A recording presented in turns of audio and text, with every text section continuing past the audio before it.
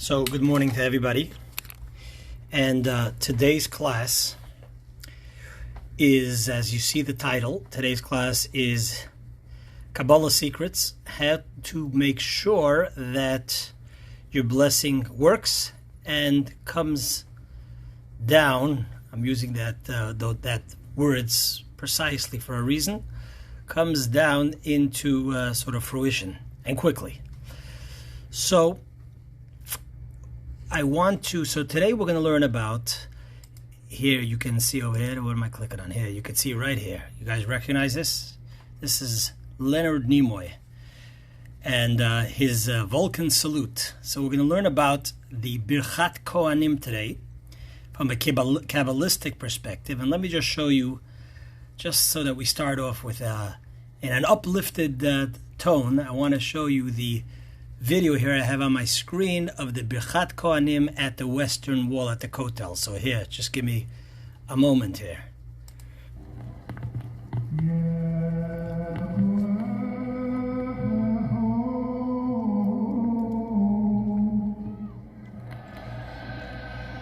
As you can see, Birchat Kohanim at the Kotel.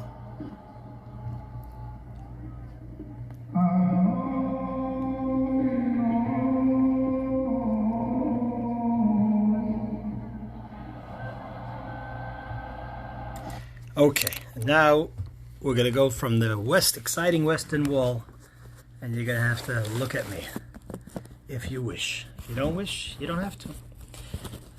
So let me set this up. Let me put on my glasses here.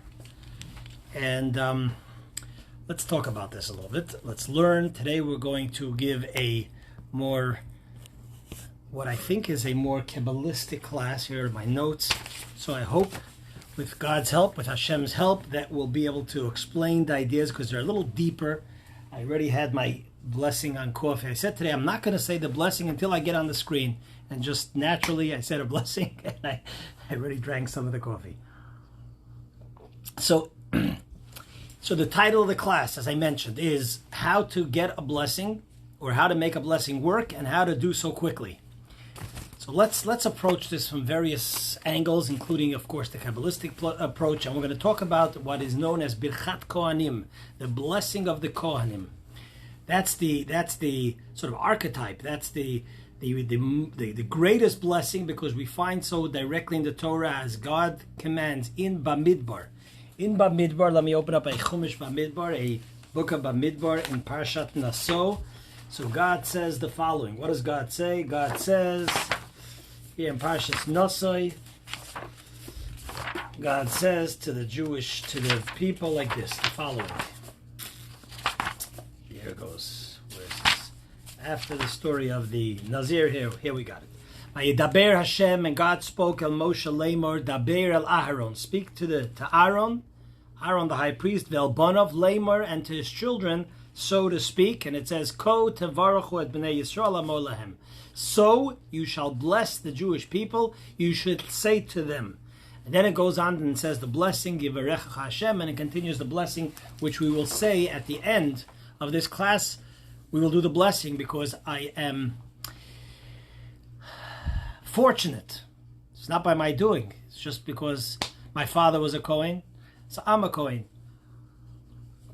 And it is a great merit to give the priestly blessing, as I will explain. Starting off with the famous Jewish classic joke, which I'm sure some of you have heard, about the fellow who comes to the rabbi and says, Rabbi, I'd like you to make me into a Kohen. The rabbi says, I can't make you into a Kohen. How can I make you into a Kohen? So he says to the rabbi, look, Rabbi, I know the synagogue could use a donation. I will donate $10,000 if you make me into a Kohen. The rabbi says, look, it's very nice of you, but I cannot do that. So he says, okay, look, one Jew to the next, we understand each other. I'll raise the price, $20,000. Rabbi says, can't do it. Finally, he goes up to $100,000. He says, Rabbi, make me a Kohen. So $100,000, the rabbi said, okay, I probably could figure it out. $100,000 to the synagogue. So the rabbi says to him, fine, we'll work something out. We'll throw you into the mikveh. We'll make you make some sacrifice. Who knows what? But tell me, why is it that you want to be a Kohen? And the guy says to the rabbi, he says, my father was a Kohen, my grandfather was a Kohen, I also want to be a Kohen. So this is an old Jewish classic joke about the Kohen. And thank God, my father was a Kohen, my grandfather was a Kohen. So the blessing that's reserved for the Kohen is a very, very special blessing. And I want to talk about it a little bit. And as I usually say, Sunday morning, we don't just do a 2-minute thought, but we elaborate and we get to the meat of the issue. So let's talk about Birchat Kohanim, why it is so special. Now, Birchat Kohanim is, as I said before, is the only blessing in the Torah that it specifically says by God the exact blessing and command of how to give that blessing, meaning that you should say, Ko tevarachu, this is what you should say. So when the Kohanim go up there and say the blessing, the priestly blessing, they don't go up there and they say, and they just sort of ad-lib or whatever blessing is in their heart. It's exactly and precisely those words that God said. And the reason for that is because Birchat Kohanim, the words that God chose are perfect. You cannot add to perfection, meaning that those words encompass within it every single type of blessing, both materially and spiritually. Now, the evidence on how special the Birchat Kohanim is that it is something that is done daily. It is something that is done daily in Israel by many, many communities by the Kohanim. In the diaspora outside of Israel, I believe that Sephardic communities still do it daily. By the Kohanim. In Ashkenazi communities, the Kohanim do it only on the holidays, as we will explain in a moment. But nevertheless, it's done daily by the Chazan. So even though that doesn't have the same, I guess you might say potency, the same power and value of the Kohanim blessing, but nevertheless it shows you on how special this blessing is. It's done every single day in the morning in the repeating of the Amidah. Also, to mention an interesting point, is that we say it, everybody says the Birchat Kohanim every single morning after you say the daily blessings. And let me stop and elaborate on that for a moment. Some of you, I'm sure, know, and some of you maybe do not know. But every single morning, when we wake up, the first thing we do is we say Moda Ani, which is I offer thanks to God who has returned his soul to me. And then there's a whole list of blessings which sort of encompass all the things we appreciate as we wake up in the morning. And it's a beautiful, beautiful prayers. I recommend that even if for whatever reason you don't do the full prayer, this is just a beautiful way to start the day, to focus in on the blessings that God has given us. These are the blessings have been formulated by our sages. It's just a way of showing appreciation and thanks. What better way to start the day by waking up and uttering the blessings of thanks to Hashem as has been formulated by our holy sages. After the blessings, we say the priestly blessings. Everybody, whether you're a Kohen or not, you then recite the priestly blessings. Why do you recite the priestly blessings? So the Alter Rebbe, the founder of the Hasidic movement of Chabad, explains that the reason why we go ahead and we say these blessings of the priestly blessings is the following. He says, since we just went ahead and we said a blessing, the last blessing of the blessings up to the Birchat Kohanim is we thank God for giving us the Torah. So therefore we want to, right after we finish talking about God giving us the Torah, we actually want to say a verse of the Torah. So which verse do we say? We pick the verse of the Birchat Kohanim, because that's a verse from the Torah. And as further explanation explains that why specifically this verse, because we want to right away start with a blessing. But I'll get back to this maybe a little bit more as we continue the class here. Now,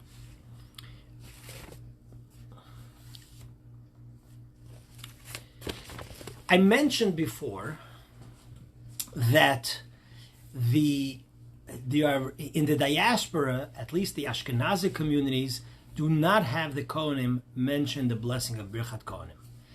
The reason for this is because it says that Birchat Kohanim, in order to be a vessel for Birchat Kohanim, you need to be besimcha, you need to be joyous.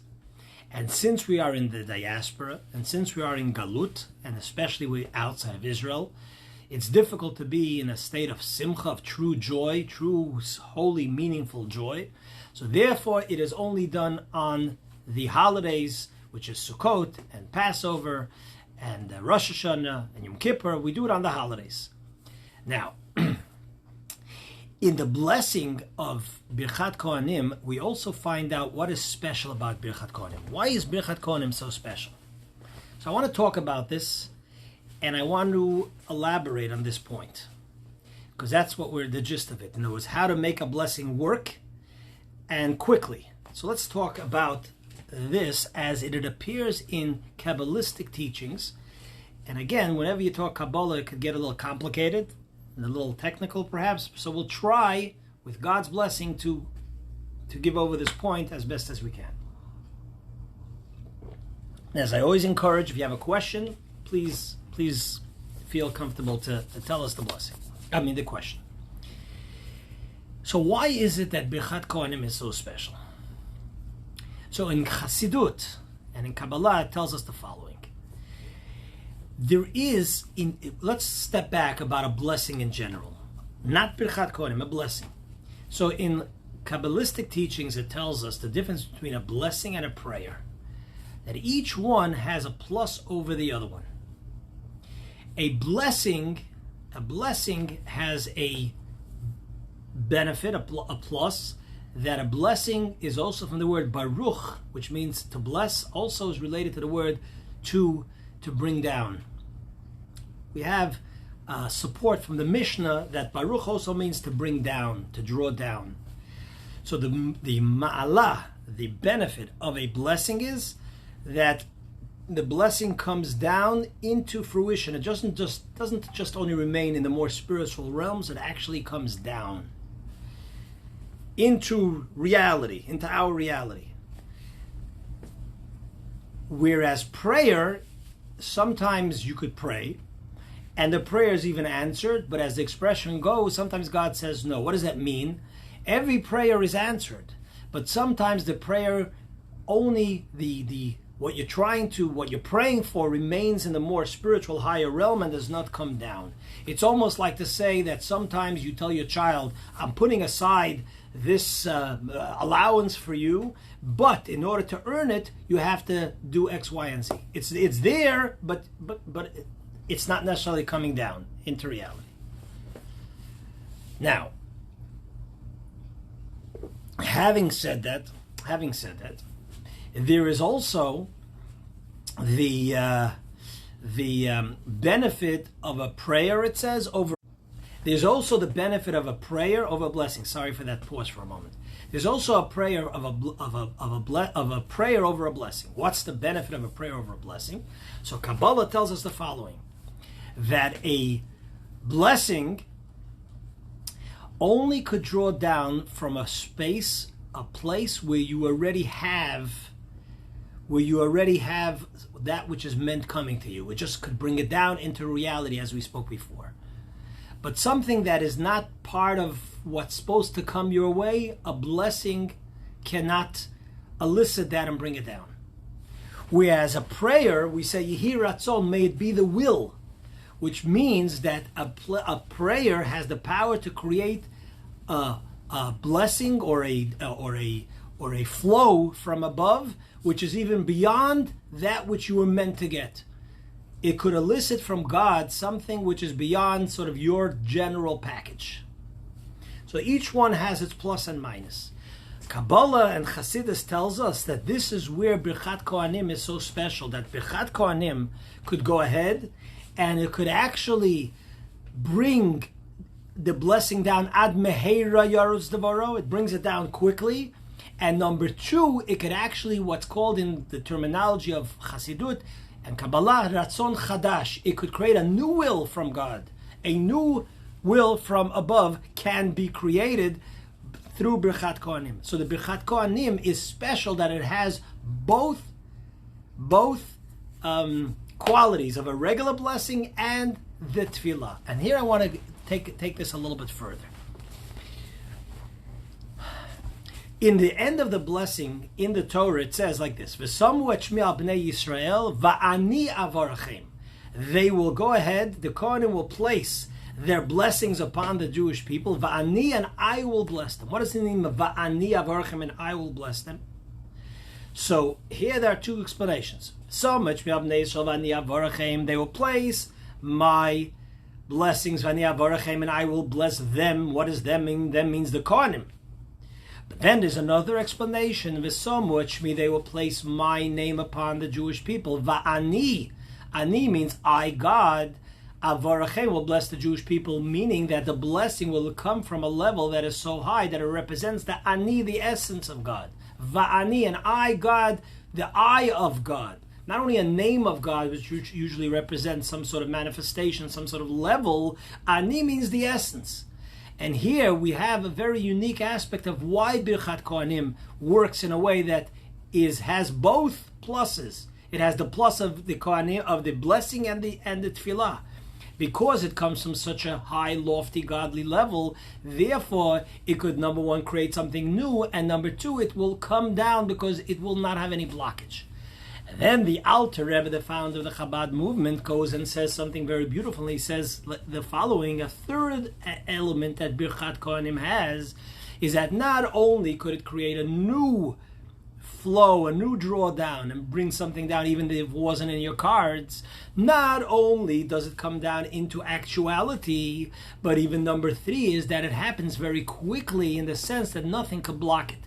He uses the analogy just like a river. There are rivers that are slow flowing. They're simple rivers, and therefore, there's, if you have blockages and so on, they stop the flow, or it guards the flow and so on. Then you have rivers that flow with a vengeance, let's say you have a river that overflows, and in that case, it just knocks everything out of the way. Says the Alter Rebbe the following, that he precedes it with a question, and here again the Kabbalistic ideas that's going on over here. So stay with me. The Alter Rebbe, again the founder of the Chabad movement, says the following question, and it's based on a Talmudic discussion. We know that we get together on Rosh Hashanah and Yom Kippur because it's the Day of Judgment, and we ask God to please bless us with a new year and give us all the blessings, and we have a whole shopping list of what we want. Fantastic, and God certainly gives us all the blessings. But then we find an expression in the Talmud that Adam nidoin b'chol yom, that there's another judgment every single day. In other words, every single day we wake up, and in the prayers and in the Amidah we ask God, give us Rifa'enu, give us healing, and Barcheinu and Baruch Aleinu, give us sustenance, and give us Parnasa, give us livelihood, and give us food, and give us a whole list that we say in the Amidah. But why? Why should we have to say and pray again every single day? Wasn't it already established on Rosh Hashanah and Yom Kippur what we're going to get this year? If the Day of Judgment we were granted whatever we're going to grant it. This year we're going to make 50 grand, we're going to make 100 grand, 200 grand, whatever it is. And this year we're going to have health, and we're going to have gesunte Kinderlach, we're going to have delicious kids and healthy kids, etc., etc., and grandkids. Why do we every single day have to go ahead and pray again? Says the Alter Rebbe, a similar point, that what happens on Rosh Hashanah and Yom Kippur is where the blessing is allocated, but he uses the terminology, the Kabbalistic terminology, that it remains in the world of Atzilut. So for those who are a little familiar with Kabbalah, there are 4 different worlds.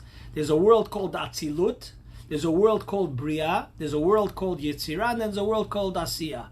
Atzilut is the highest of the spiritual worlds. Asiyah is the world that we're in, which is the world of Asiyah, of action, of materialism. Atzilut is the most spiritual of worlds, and to elaborate on this is a discussion on its own, which maybe one day we'll get to. But Atzilut is where things are in their most spiritual, refined, extremely holy and spiritual sense.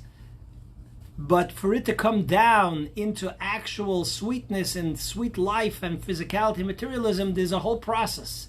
And every level, as the process goes, as it comes downwards, there is another judgment and obstacles whether we're worthy of it.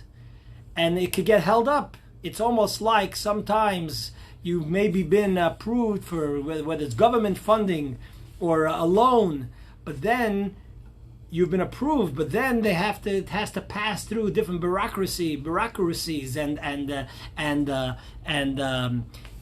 other people have to approve and make sure that everything is that it doesn't conflict with other conditions, etc. And these things could all be holdups. They could be holdups of that blessing. So the same thing, says the Alter Rebbe. That's why we pray every day and we say, Hashem, please today make sure it comes into fruition. Says the Alter Rebbe that Birchat Kohanim has a power that because it's Va'ani, because it comes from such a high level, it comes like a crashing river that it overcomes and overflows any obstacle, and it comes down into fruition extremely quickly. That's the beauty of Birchat Kohanim. There's another aspect to this, which is a very beautiful aspect. There is, how does this happen? How does this happen? How does this work? And why specifically through Kohanim? If you're a non-Kohen, you could give the blessing, but it doesn't have that power. So how does it happen? Birchat Kohanim. Why through the Kohanim? Because that is where we get the power from Aharon, our great-great-grandfather, the first Kohen. Aaron, it says, represents the highest level of God's kindness, the greatest level of God's kindness, the level that overflows. And how does that kindness manifest itself? It manifests itself through ahava, through love. Let me explain a little bit further. If you were ever in a shul, in a synagogue, or at the kotel, when by Birchat Kohanim, you will notice that by Birchat Kohanim, the Kohanim say the following blessing: Baruch Atah Hashem, blessed are you, God, Asher Kiddishanu, that you have sanctified us, Bigdushato Shel Aaron, with the holiness of Aaron, V'tzivonu, and you have commanded us, Levarech es Ama Yisrael be'ava, to bless the Jewish people with love. So the question over here is, yes, it's a mitzvah, it's an actual biblical mitzvah for the Kohanim to bless the Jewish congregation, the Jewish people, mankind. You should bless, but the translation, Levarech es Ama Yisrael be'ava. But the question is, why do we add this word bi'ahava? You know, we have a mitzvah to put on tefillin. We have a mitzvah to light Shabbat candles. We don't say, every mitzvah should be done with love. We don't say, Asher Kiddishanu b'mitzvotav, God who sanctified us with his mitzvahs, and he commanded us to put on tefillin bi'ahava, with love. L'hadlik ner Shabbat, every woman so beautifully lights the Shabbat candles to usher in the holiness of Shabbat. She doesn't say, L'hadlik ner Shabbat, bi'ahava, Shabbat Kodesh, bi'ahava, with love.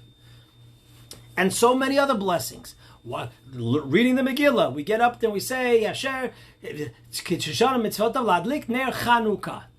the Chanukah candles. Do we say Ladlik Ner Chanukah be'ahava? Of course you should do it with love. It's a mitzvah, do it with love. But do we say that in the blessing? So here, by Birchat Kohanim, we say in the blessing, you should bless the Jewish people be'ahava, with love. Says the Alter Rebbe, says like this, in the code of Jewish law, that for the Kohanim to bless the people with love is a condition in the mitzvah. If a Kohen gets up there to bless the congregation, and there is no love, he has someone in the community that he hates, or he is hated by the community, he should not go up and say the Birchat Kohanim.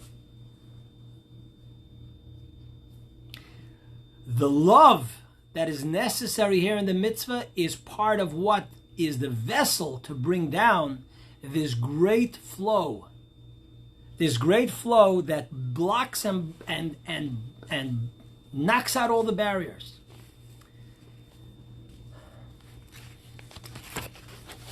I want to tell you a story. And then we will end off with actually giving you a Birchat Kohanim, as I'm a Kohen. And to mention one more point, the Kohanim, in order to do the Birchat Kohanim, you're supposed to raise your hand, as we all saw before. The Dr. Spock raised. This is the way you raise your hand when you do the Birchat Kohanim properly. Okay? Some of you see it? You see it?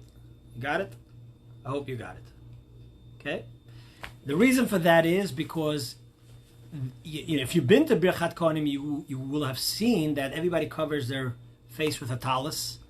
The Kohanim cover their face and their hands with a talit, because one reason, on the more basic reason, is because not to distract by looking at the Kohen's hands, not to distract from meditating on the blessing you're receiving. But the Zohar, the Holy Zohar, the Bible of Jewish mysticism, says that the Shekhinah actually rests. The presence of the Shekhinah, divine presence, shines through the Kohanim's hands, and it's not respectful to look at the Kohanim during that time, because it's like you're looking directly at the Shekhinah. In fact, the reason why we make like different sort of the what we might call the Dr. Spock.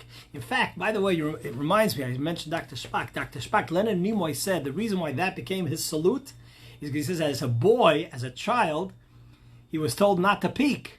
But what happens when you tell a boy not to peek? He peeks.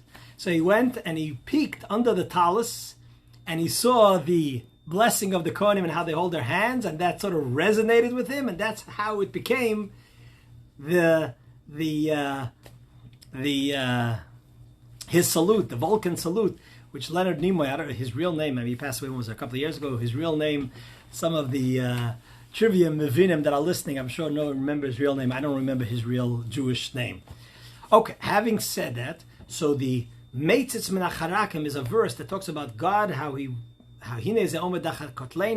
he stands behind the wall and he's flowing and he's waiting to come forth. So it represents the Shekhinah and God's blessing and flow coming forth, and that is what the different sort of breaks in the fingers represent, amongst other things.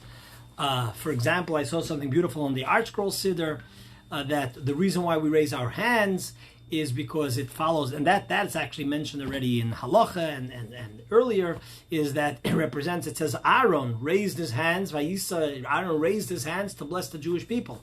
It doesn't say what he said, but we know he said the priestly blessings, but it doesn't say what he said because the flow of love was so overwhelming that it's only expressed in the raising of the hands rather than in actual words. So I want to say a story and then end off with the actual priestly blessing, because we want it to come very quickly, especially in the times that we're in. So there was a story during the times of the Alter Rebbe. So the Tsar, or the Tsar in Yiddish, in English the Tsar, went ahead and issued this following decree, that all sales of alcohol and wine will be taken away from private companies and private businesses and will be taken over by the government. And this was a terrible decree because many Jews were in what was called the Kretschmer business. They had like these taverns, these little inns, and people would come and have a drink and so on, which was a tremendous business for the Jewish people, livelihood. And this would have been devastating. So they came, three great Hasidim, Reb Anas Rasheller, Reb Pinchas Roizes, and Alter Rebbe's son, the Mittler Rebbe, came to the Alter Rebbe, who was the tzaddik, the greatest tzaddik of his time, and they came to him to pray. What do we do? And for an eitzah, for advice, how do we get this decree to be annulled by God Almighty? So the Alter Rebbe said to them the following. The Alter Rebbe said that the Alter Rebbe actually went up, and he said he went up onto the stage where the Kohanim would give their priestly blessings. And he said the following. He said, Mechalkel Chayim B'Chesed, God who gives sustenance and life with kindness. He says that represents the Birchat Kohanim, which comes from the source of life. And he said to them what I told you before, that in order for Birchat Kohanim to be effective and break all the barriers, it has to be ba'av, it has to be with love.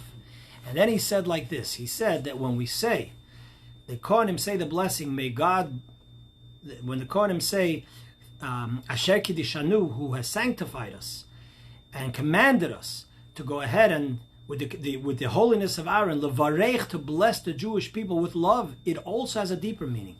It doesn't only mean that you should bless the Jewish people with love in your heart, that the Kohanim should have love in their heart. It means that the Kohanim should bless the people, that they should have love amongst each other. Because when the people have love amongst each other, that's when they are the ultimate vessel for receiving the blessings from above.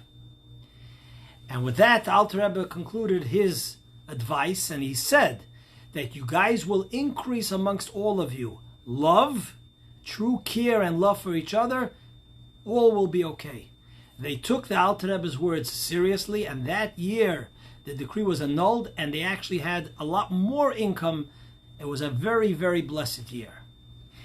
And in the year Tafresh Tzadik Ches, which is 39, the previous Rebbe was also a tough year, and the previous Rebbe went ahead and mentioned the previous Rebbe, who is the 6th Chabad Rebbe, the father-in-law of what we refer to as our Rebbe, went ahead and related this story, and that year was a special year of blessing as well.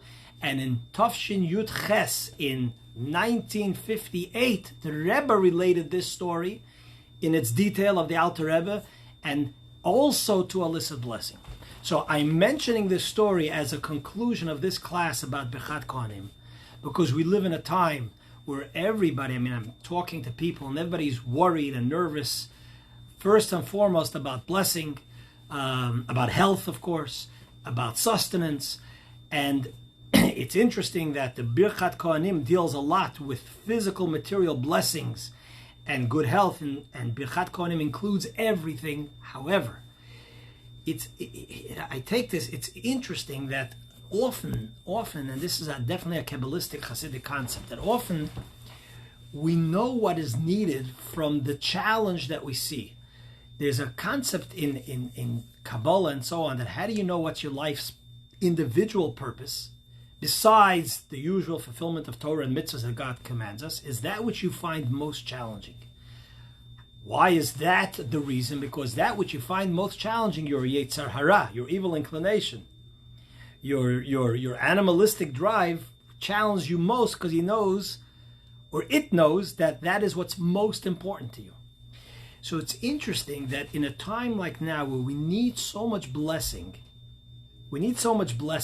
to flow down because of the challenging times, it's a time like now where we find that love is being challenged. In other words, strife throughout this country has come to the forefront like has not been seen in years.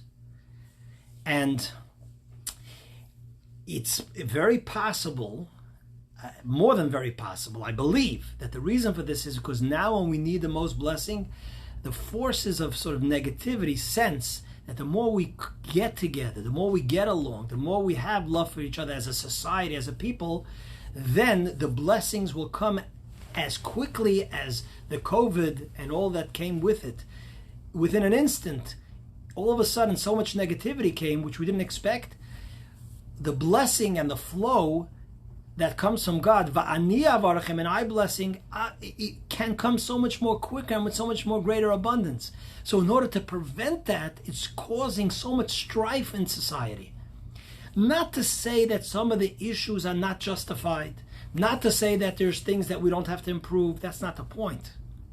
That's not the point right here. But the strife and the division and the hatred and the even physical harm, that is all forces of negativity to prevent the flow of the Birchat Kohanim type flow to come forth in a way that shatters all the obstacles and just brings the blessing down. So we have to respond, each one of us that are hearing this class, each one of us have to respond with, starting with ourselves, to make sure that both ourselves and those around us are a kli, are a vessel for this blessing, by increasing true love, not just superficial love, true positivity, true kindness by those around us, starting with one deed at a time, looking out for somebody who needs help, perhaps finding a way to to love even a person we disagree with, even though you could continue to disagree with them, etc., etc. There's plenty of examples for that. So what are some of the practical lessons before I do the actual Birchat Kohanim? Is number one, I said it would be a great thing to increase a little bit spirituality by saying the morning blessings. You can find it in the beginning of every siddur. You can look up online. You can send me a message. I'll be glad to text it to you or to message it to you in some way. Number two, let's bring forth the Birchat Kohanim into society, into all of society. And with that, I will give you the Birchat Kohanim. I will do so, and with God's help, as it says, V'ani avarchem, that God, from His very essence, gives us the blessing. May all those of you who are listening and beyond be a proper recipient of these blessings. So I ask you that while I say this blessing, you should have in mind whatever area that you need to be blessed, and the blessing should be fulfilled immediately and into actuality beyond what you are asking for. But since Birchat Kohanim includes it all, and we will, without further ado, we'll get straight to the blessing. Vayedaber Adonai el Moshe lemor, daber el Aharon vel banav lemor, ko tevarachu et bnei Yisrael amor lahem, yivarechacha Adonai v'yishmerecha, yair Adonai panav elecha v'chuneka, yisa Adonai panav elecha v'yasem lecha shalom, v'samu et shmi al bnei Yisrael va'ani avarachem. And I'm just going to translate it. Over here I have the Chumash. I will translate it. May God bless you and guard you. May God cause His face to shine to you and favor you. May God raise His May God raise His face towards you and grant you peace. The priest should use my explicit name when blessing the children of Israel, and I will fulfill their blessings. So that is the blessing of the Birchat Kohanim. Nothing needs to be added. It includes all. I do want to conclude with a question as well. I have done, at my daughter's suggestion, I've done the cholent recipe and the meaning. I'm considering in my next class to do also a kugel, a potato kugel recipe, and some Torah insights into why it has become so part of almost every Jewish home to have a kugel on Shabbat. But in order to decide if I should do it, I want to hear feedback. If you think that you want to, if you recommend that as a class to give, perhaps right before Shabbat, and you want to hear insights and see how potato kugel is made, please give me a thumbs up so that I get the feedback, and we will hopefully, with God's help, do so. Okay, thank you all for watching and for listening. May you be extremely blessed. Go ahead and share this class, share the blessings, share the discussion of Birchat Kohanim. I really would like to spread positivity, to spread holiness in today's world of darkness. So go ahead, do so, and be a partner in the good work or the good blessings that the Birchat Kohanim will bring forth.